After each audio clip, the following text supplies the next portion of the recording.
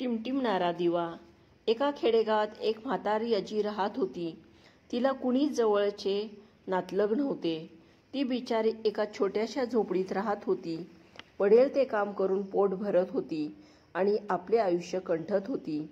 प्रभुनाम घेत घेत जगत होती. त्या म्हातारीचा एक नेम होता. ती दररोज सकाळी व संध्याकाळी गावातल्या शंकराच्या देवळात जाऊन दिवा लावायची. कितीतरी वर्ष हा तिचा नित्य नेम सुरू होता. एकदा म्हातारी आजी मंदिरात दिवा लावायला गेली.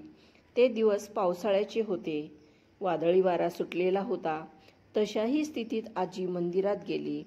आपल्या थरथरत्या हाताने तिने दिवा लावला, परंतु जोरदार वारा वाहत होता. त्यामुळे काही क्षणातच तो दिवा विझला. आजीने परत तो दिवा पेटवला. वाऱ्यामुळे तो परत विझला. आजीने तो परत पेटवला. असे 8 ते 10 वेळा झाले. अखेर वारा शांत झाल्यामुळे दिवा मंदपणे टिमटिमत राहिला.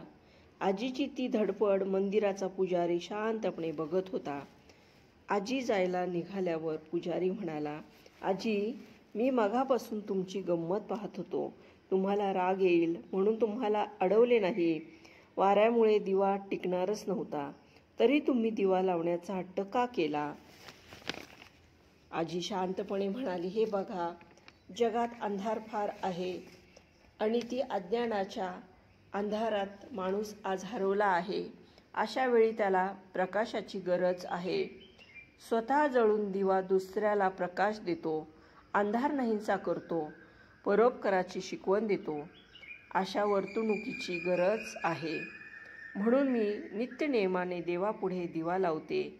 जेव्हा एखादा भाविक या मंदिरात देवदर्शनाला येईल, तेव्हा त्याला देवापुढचा टिमटिमणारा दिवा त्याचा संदेश देईल, असे मला वाटते." आजीचे हे बोलणे ऐकून तो पुजारी तिच्यापुढे नतमस्तक झाला.